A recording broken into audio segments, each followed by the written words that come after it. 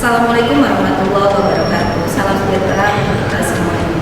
Perkenalkan, saya Anissa Komaria, salah satu dosen program studi pendidikan guru sekolah dasar Fakultas Keguruan Ilmu Pendidikan Universitas Widya Agama Mahkamah Samarinda. Pada kesempatan kali ini, saya akan memaparkan pernyataan diri dosen untuk unjuk kerja Tridharma Perguruan Tinggi PDD UKTPT pada bidang pengajaran. Salah satu mata kuliah yang saya ambil yaitu konsep dasar IPS di SD dengan bobot SKS 3 SKS. Mata kuliah ini merupakan mata kuliah wajib yang berada pada semester 2. Salah satu teknik pembelajaran yang saya terapkan adalah DIA, Delivery, Interaction, dan Assessment. Delivery adalah bagaimana saya menyediakan berbagai materi pembelajaran untuk membantu mahasiswa belajar dan memahami setiap materi yang disampaikan agar tujuan pembelajaran tercapai. Yang kedua adalah interaction, adalah kegiatan tatap muka atau tatap nyata dosen dan mahasiswa untuk saling berinteraksi dalam melakukan pembelajaran agar tujuan capaian pembelajaran dapat dipenuhi. Terakhir adalah assessment yang merupakan pemberian tugas terstruktur dan terencana untuk mengukur dan mengevaluasi pengetahuan mahasiswa dengan menyelesaikan 6 tugas pokok mahasiswa program studi pendidikan guru sekolah dasar, yaitu tugas rutin seperti CBR Critical Book Review, yang kedua adalah CJR Critical Journal Review dan rekayasa ide serta mini riset, dan yang terakhir adalah project. Perkuliahan ini bertujuan untuk meningkatkan pemahaman, partisipasi, dan kesiapan keahlian melalui konsep dasar IPS, sehingga mampu menjelaskan hakikat dan ruang lingkup IPS.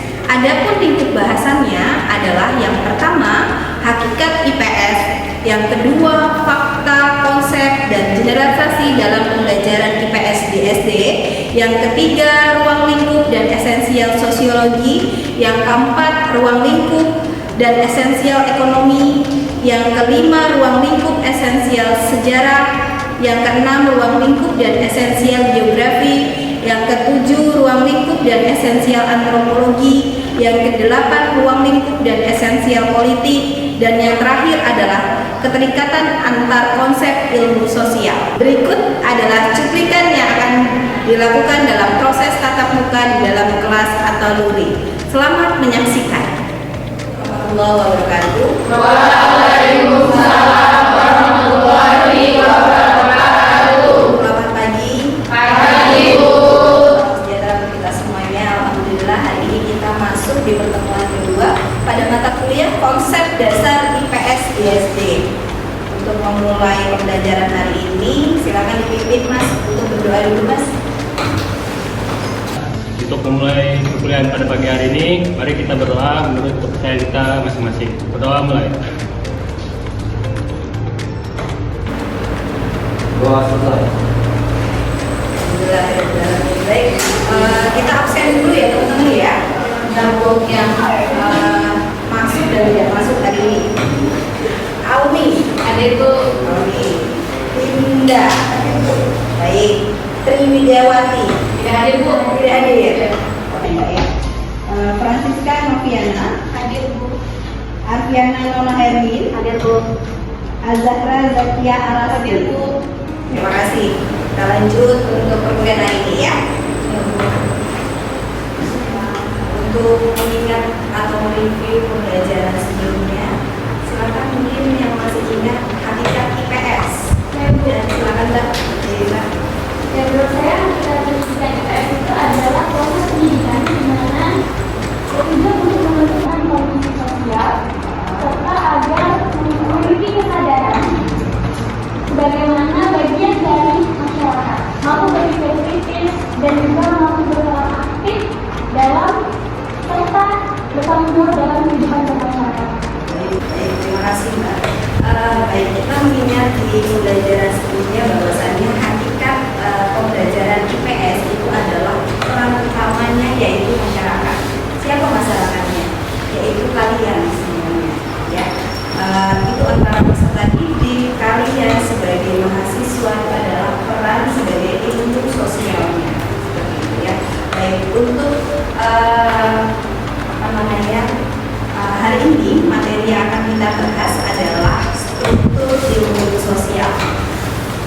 dalam struktur ilmu sosial ini ada capaian yang harus kita capai di dalam perkuliahan hari ini, yaitu capaiannya yang pertama adalah mahasiswa mampu menyampaikan struktur ilmu pengetahuan sosial yang terdiri dari fakta, konsep, sama generalisasi. Yang kedua adalah mahasiswa mampu mengidentifikasi bagaimana hubungan antara fakta, konsep, dan generalisasi dalam pembelajaran IPS di SD. Yang pertama, fakta. Jadi fakta ini adalah salah satu kegiatan sesuai yang bisa kita buktikan. Jadi dia nyata, sudah real adanya. Dengan adanya data, kalau misalnya sudah ada data, berarti fakta ini bisa konkret. Kita bisa jelaskan secara rinci. Jadi sudah bisa dibuktikan dengan data, berita, ya, dari radio. Jadi fakta ini bisa kita buktikan. Untuk mengenal fakta, konsep, dan generalisasi dalam pembelajaran IPS, memang kita harus terstruktur, teman-teman.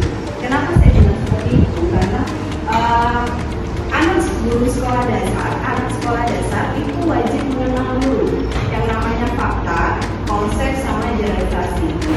Dari kelas awal, ya, walaupun nanti di pembelajaran selanjutnya mereka akan melakukan yang namanya generalisasi dulu, ataupun nanti konsep dulu atau fakta dulu. Kenapa saya bilang seperti itu? Walaupun nanti tidak terstruktur, tetap mereka itu menilai bahwa generalisasi itu dapat meningkatkan motivasi belajar, misalnya, gitu ya. Jadi hal-hal seperti ini kalian wajib ingat, karena ilmu pendidikan sosial itu sebenarnya pembelajaran yang sangat luas. Jadi mau nggak mau ketika kita harus mengenalkan ke siswa bahwa IPS itu ada di sekitar kita, kalian adalah pelakunya. Jadi kita sebagai guru harus bisa menyampaikan bahwa ternyata ilmu pendidikan sosial itu bisa kita pelajari melalui fakta, konsep, dan generalisasi. Baik, kita masing-masing ini akan saya jelaskan. Pertama adalah fakta. Fakta adalah informasi yang akurat atau terverifikasi, ya, yang spesifik tentang peristiwa atau tempat, orangnya, atau ada beberapa hal yang bisa kita lihat. Fakta ini bersifat objektif, teman-teman, ya. Yang pertama, ciri dari fakta itu dia terjadi di masa lalu, jadi berkaitan dengan waktu. Terus yang kedua ada pembuktian dan kebenarannya. Jadi sudah dibuktikan. Dari beberapa bukti itu bisa kita lihat dari data. Datanya apa saja, bisa dari grafik, ya kan? Ada berita, koran, radio, itu bisa kamu buktikan. Spesifik dan konkret. Jadi konkret, jelas apa yang akan peristiwa ini kapan terjadinya. Terus tidak mengandung opini dan interpretasi. Jadi tidak ada pendapat dari siapapun. Itu real terjadi, ya, kalau fakta. Yang kedua, kita lihat dari contoh fakta dalam pembelajaran IPS. Pertama dari fakta sejarah, itu bisa kita lihat. Yang kedua ada fakta biografisnya. Yang ketiga ada fakta sosial. Jadi dari tiga ini bisa kita lihat sebagai pembuktian bahwa ternyata fakta ini dari tiga ini bisa kita buktikan atau contoh dari pembelajaran IPS ini untuk memudahkan peserta didik kalian saat nanti, ya. Elemen kita lihat dari konsep. Nah, konsep ini adalah kategori mental yang akan digunakan untuk mengelompokkan fakta-fakta ini menjadi karakteristik yang serupa, ya. Karakteristik serupa itu seperti apa? Jadi yang abstrak, jadi sesuatu yang konkret itu kita buat secara umum dan lebih ringkas lagi, lebih rinci lagi, itu konsep. Terus dia karakteristiknya tertentu, gitu ya. Terus yang kedua ada mengorganisir faktanya. Jadi fakta yang sudah terlihat kita buat secara lebih ringkas lagi dan akhirnya menjadi sebuah konsep, gitu ya. Itu namanya konsep. Dari konsep ini ada yang bisa kita ambil contohnya seperti keluarga.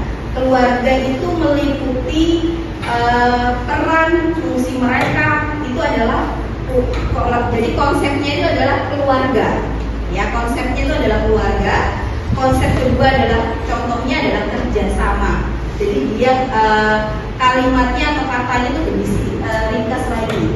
Contoh yang ketiga adalah sumber daya alam, misalnya gitu ya. Dan nanti generalisasinya juga begitu. Jadi generalisasi itu adalah sebuah kesimpulan yang kamu dapatkan dari fakta dan konsep.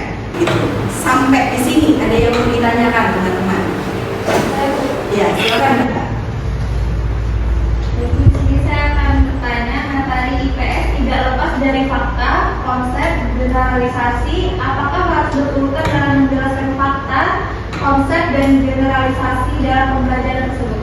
Baik, terima kasih Mbak. Mungkin dari teman-teman ada yang bisa membantu menjawab.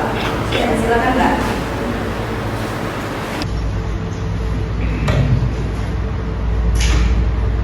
Dalam ilmu pendidikan sosial, fakta, konsep, dan generalisasi tidak selalu harus disajikan dalam urutan yang urut atau ketat. Namun, pemahaman yang baik tentang hubungan antara ketiganya dapat membantu dalam proses pembelajaran dan pengajaran. Meskipun seringkali fakta diajarkan terlebih dahulu untuk memberikan dasar, kemudian diikuti dengan konsep dan akhirnya generalisasi dalam praktek urutan ini bisa disebut dengan tersibat. Oke, baik. Jadi ini Mbak ya, ada yang bertanya bahwasannya kenapa apakah fakta, konsep, dan generalisasi itu harus tersusun secara berurutan, gitu ya? Ternyata sifatnya dari fakta, konsep, dan generalisasi itu adalah fleksibel. Jadi kita bisa gunakan kalau misalnya sifat itu dilakukan di dalam pembelajaran atau dilakukan dalam pembelajaran, diaplikasikan dalam pembelajaran. Jadi fakta dan konsep itu harus berurutan dari kelas rendah dulu. Jadi kita kenalkan siswa dulu. Ternyata di faktanya yang di kelas rendah kita harus mengenalkan bahwa peristiwa itu terjadi sudah ada. Ya, tahunnya segini misalnya gitu ya. Misalnya peristiwa proklamasi kemerdekaan 1945 itu adalah faktanya misalnya gitu ya. Terus konsepnya seperti apa Ibu? Ternyata di dalam 17 Agustus 1945 itu terjadi yang namanya proklamasi kemerdekaan. Semuanya merdeka misalnya gitu ya. Muda-mudinya juga merdeka, semuanya juga merdeka. Generalisasinya seperti apa? Ternyata kalau digabungkan secara keseluruhan, kemerdekaan Indonesia itu terjadi di tahun 1945 dan semua warga Indonesia melakukan beberapa kegiatan itu secara menyeluruh. Jadi banyak sekali cara yang bisa kita sampaikan dan sifatnya dari konsep fakta dan generalisasi itu bisa dilakukan secara tidak berurutan, tapi kita lihat dulu ya, kita lihat dulu bagaimana fakta ini diterapkan. Kalau di pembelajaran ya kita harus berurutan dulu ya, berurutan sesuai dengan jenjang kelasnya masing-masing. Kalau tidak berurutan bisa Bu, bisa. Kenapa saya bilang seperti itu? Misalnya kita duluan generalisasi. Kalau misalnya kita terapkan dulu generalisasi, bisa kita terapkan apabila memang di dalam di kelas itu kondisi siswanya itu memang motivasinya mungkin menurun. Jadi dia kita tanya dulu secara garis besar ya, baru mereka menjawab. Itu bisa kita lakukan. Ya, jadi kita lihat dulu kondisi seperti apa di kelas. Lalu pertanyaan kedua, ada yang mau bertanya? Ayo Bu. Oh ya, silakan Mbak. Mengapa fakta, konsep, generalisasi penting dipelajari dalam pembelajaran? Oke, kita sebelum kita menjawab pertanyaan dari Mbak, kita masuk di capaian kedua, yaitu hubungan antara fakta, konsep, dan generalisasi. Bagaimana hubungan mereka itu saling beririsan, ya, saling bergantung. Jadi kenapa saya bilang fakta, konsep, dan generalisasi itu saling berurutan atau beririsan? Itu mereka saling berhubungan. itu berkaitan dengan pencapaiannya hasil belajar dari peserta didik. Seandainya fakta itu tidak tersampaikan, IPS itu kan IPS itu kan luas sekali tuh ya. Jadi kalau misalnya tidak tercapai, mau nggak mau hubungan antara mereka fakta dan konsep serta generalisasi itu juga tidak tersampaikan dengan baik, gitu ya. Bagaimana? Seberapa penting ternyata hubungan fakta, konsep, dan generalisasi? Ada yang bisa menjawab dari pertanyaan juga? Silakan Pak. Menurut saya penting dipelajari karena memudahkan manusia peserta didik kita untuk menelaah atau menyelesaikan masalah dalam individu dan kelompok. Oke, baik. Jadi fakta, konsep, dan generalisasi ini ternyata bisa kita gunakan dalam menyelesaikan masalah. Kenapa seperti itu? Karena memang untuk cara berpikirnya anak kelas rendah itu pasti konsep dulu. Dia belum bisa yang namanya menganalisis. Dan kegunaan fakta, konsep, dan generalisasi ini sangat berfungsi ini ya untuk menyelesaikan sebuah masalah. Menyelesaikan sebuah masalah yang diberikan oleh guru gitu.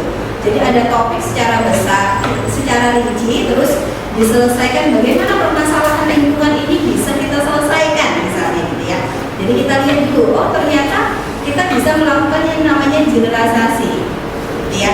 Untuk melihat ini semuanya, kegiatan kita hari ini, saya mau membuat 6 kelompok ya, dari bidang 6 bidang. Yang pertama ada geografi, ada sejarah, terus apa lagi? Ekonomi, terus sosiologi, antropologi, geografi, dan terakhir politik. Oke. Tugasnya adalah buatlah contoh fakta, konsep, dan generalisasi sesuai dengan bidang kalian masing-masing ya, sesuai dengan bidang yang sudah saya tentukan. Kelompok 1 itu bidang apa? Geografi. Yang kedua ekonomi. Yang ketiga sosiologi. Yang keempat antropologi. Yang kelima politik. Yang keenam sejarah. Oke, baik.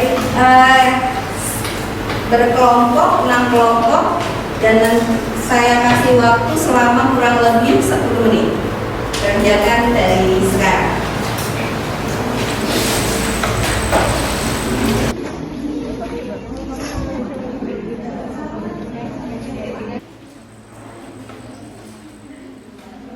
Geografi, fakta, konsep, dan generalisasi.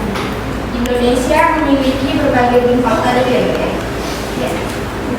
Indonesia memiliki berbagai bentuk permukaan bumi seperti gunung, dataran tinggi, dataran rendah, dan pantai. Faktanya bisa kita lihat bahwa banyak yang tinggal di dataran rendah karena tanahnya subur. Sesuai dengan konsep keterkaitan antara kondisi alam dan aktivitas manusia, sehingga bisa kita generalisasikan bahwa dataran rendah lebih padat penduduknya dibandingkan dataran tinggi atau pegunungan. Oke, terima kasih Mbak. Terima kasih buat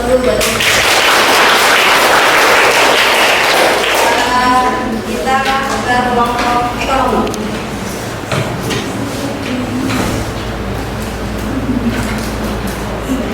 Baik, di sini saya akan membacakan fakta, konsep, dan generalisasi dari ekonomi. Faktanya, inflasi adalah kenyataan nyata dan dapat dibuktikan dalam ekonomi. Ini cukup data dan kejadian yang benar-benar terjadi. Contohnya, seperti tingkat inflasi Indonesia pada tahun tertentu adalah 3,2%. Jumlah pengangguran meningkat 1 juta orang selama masa pandemi. Harga beras, cabai, bawang di pasar tradisional naik 10% dalam seminggu.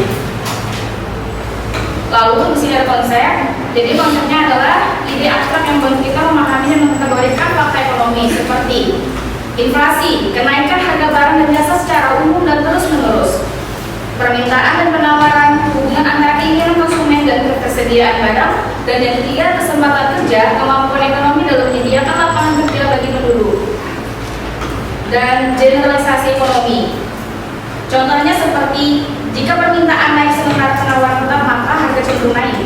Dan negara dengan sistem pajak progresif memiliki potensi distribusi pendapatan yang lebih merata. Dan yang terakhir, pertumbuhan ekonomi yang tinggi tidak selalu diikuti oleh pemerataan kesejahteraan. Jadi di sini contohnya inflasi ialah uang saku kita berkurang, jajan yang lebih mahal, dan harga buku pelajaran naik. Terima kasih. Kita kasih plus dulu. Sosiologi, silakan.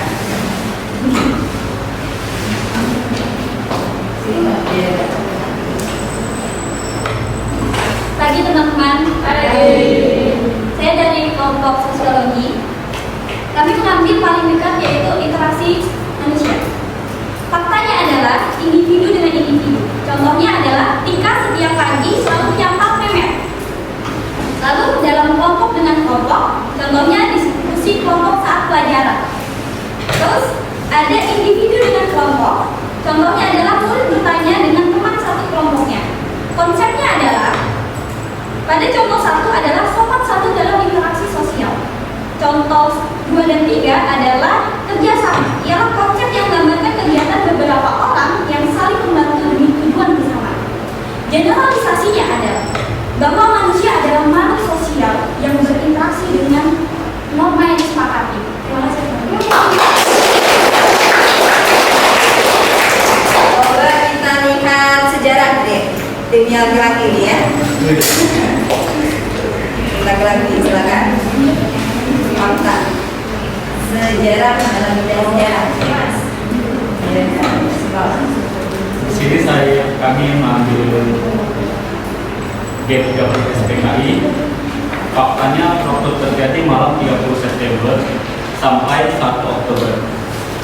Tujuan PKI ini bertujuan untuk mengambil alih kekuasaan dan ingin menjadikan negara Indonesia ini menjadi negara komunisme. Tetapi akhirnya gagal. Terus konsep PKI ini pemberontakan, pengkhianatan, dan pertahanan negara. Generalisasinya, peristiwa G30 PKI ini menunjukkan bahwa bangsa Indonesia harus selalu waspada dan menjaga persatuan agar tidak terpecah oleh ideologi atau kelompok yang ingin merusak negara. Terima kasih, Mas.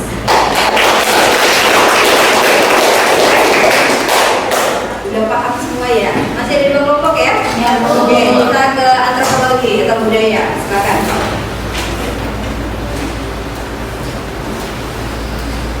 Selamat pagi teman-teman.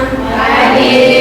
Di sini saya dari bidang generalisasi antropologi budaya. Faktanya, setiap masyarakat memiliki kebudayaan sendiri. Contoh, suku Toraja memiliki tradisi pemakaman unik yang berbeda dengan suku lainnya di Indonesia. Bahasa adalah bagian penting dari kebudayaan. Contohnya, setiap suku atau bangsa memiliki bahasa atau dialek yang khas.